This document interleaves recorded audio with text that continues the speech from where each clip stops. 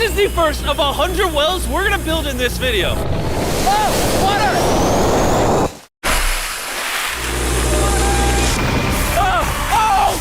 You just witnessed a small village in Kenya get access to unlimited clean drinking water in less than a second. One down, 99 more wells in Africa to go. You're gonna love this video. Combined, these 100 wells are gonna give around 500,000 people fresh water to drink. And after building some more wells on this side of Kenya, we flew south to the school system of Nairiri. And let's just say, they were really happy to see us. How's it going?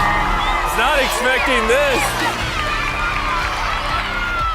Thank you for the welcome. I'm not even sure how to react. I appreciate it, everybody. This village threw a welcome ceremony upon our arrival, and Nolan got really into it. Nolan's the most awkward person I've ever met, and that's a lot coming from me. And after being shown around the school... Here comes our guest. How's it going? Oh, you having a good day? It's nice meeting you. One of the teachers showed me where the students currently get their water, which is from this river. That's extremely unsafe to drink. This is where your students used to get water from? Yes.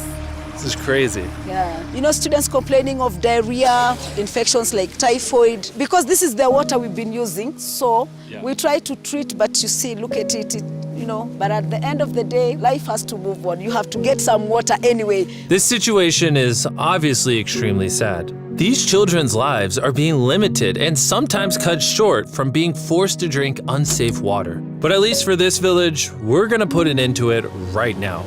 I don't think this John's gonna fit. I'm a big head.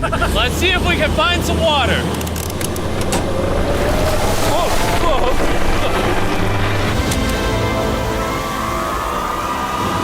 It is raining! It's beautiful! After the water comes out of the ground, it's fed into enormous barrels like this one. And once they're built into the water towers, all of the neighboring villages will not only have clean drinking water, but a pressurized water source as well. Which, in short, means no more doing laundry and unsafe water. And pull! On a scale of 1 to Nolan's mom, how heavy is it? Nolan's mom ×2. Oh, God. Dude, I'll push you off of this. All right, here we go, under control. We built 20 more wells in Kenya, and after we were done, Bro has another well in. Don't worry, I have more water in my other shoe. And just so you know how we built these first 29 wells, we used this giant drill to dig hundreds of feet into the ground, past the polluted sources and into an enormous aquifer of pure drinkable water. After that, we spent time installing pipes so that people all around Africa can access water from spigots like this one in Nairiri. Let's see how it tastes. Like water. It took me about a minute to fill this 5-gallon drum. How much water can this provide a day? 3,600 gallons a day. Not only will this well cover the 400 kids at this school, but literally the entire neighborhood and village around this school can use this well. We say thank you for the water. Oh, no problem. This thing can basically pump nonstop for 30 years.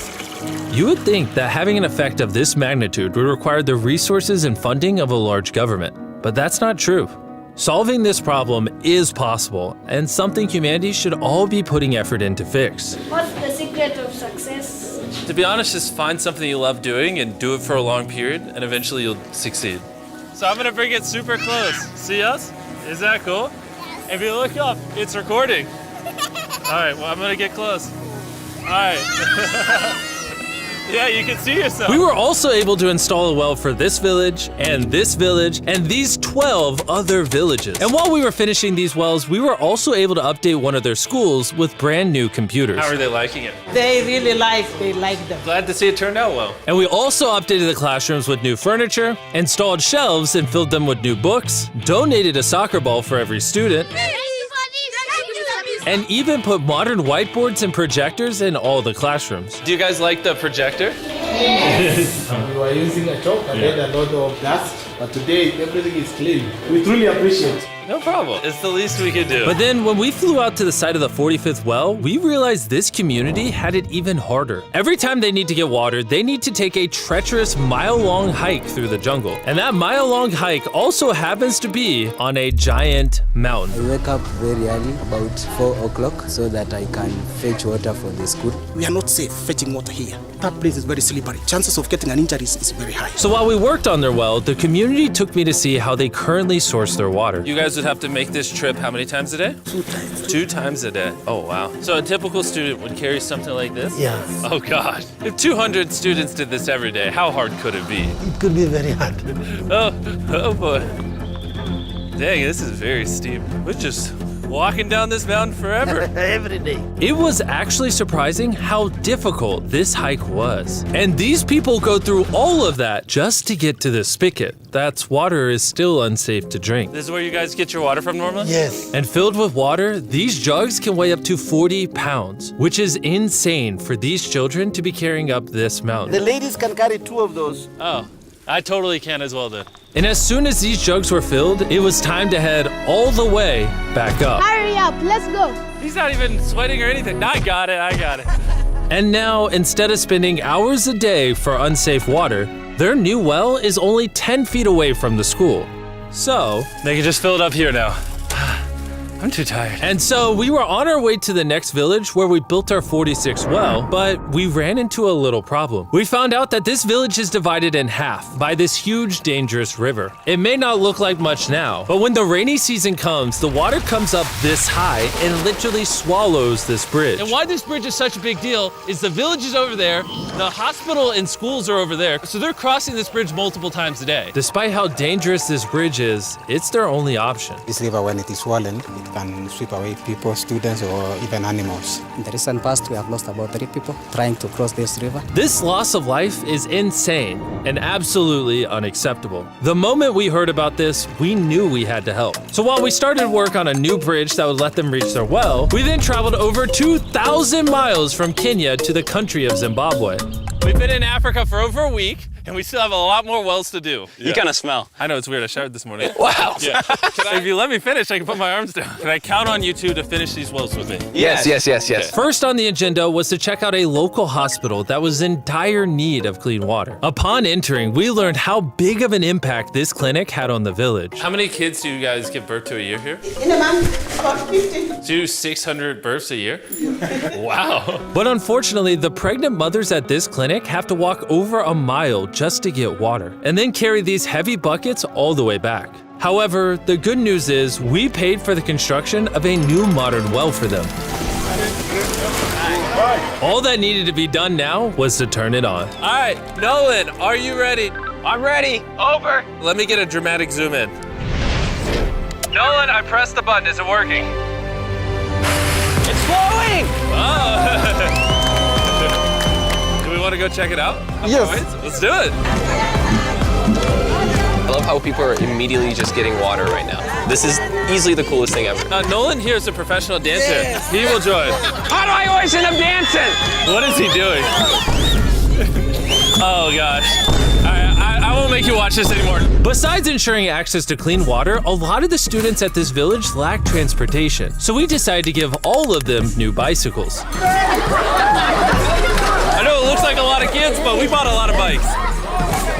Full disclosure, I don't know how to ride a bike. Jimmy only knows how to give away bikes. Never learned how to ride one. Let's break in all the new bicycles. 3, 2, 1, go! Oh, everyone's passing me. Be careful, I don't know how to ride a bike. I don't want to hit anyone. You want to ride it?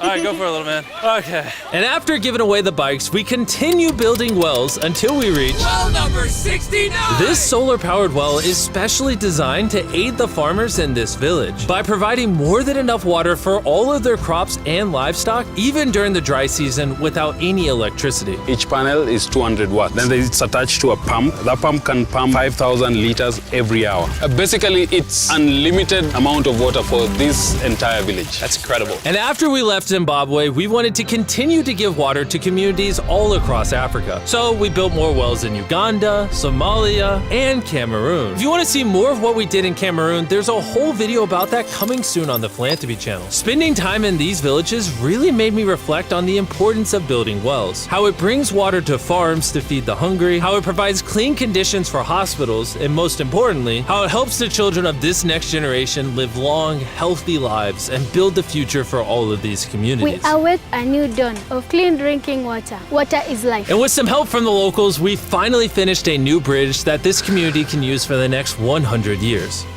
Lives have been saved, families will come together, the worries will be gone. The 100 wells we built in this video will change a lot of lives. but not enough. Which is why before you go, I want to urge you all to go to beastphilanthropy.org/wells or click the link in the description and donate money if possible. We're literally not profiting a dime off this video. 100% of the money we raise is going to go towards building more wells like you saw in this video all around the globe. I know it's weird that a YouTuber has to do all this stuff, but someone's got to do it. And if no one else is, we're going to do it. As you can tell, it really does change the lives of the communities where we build them. And finally, well 100.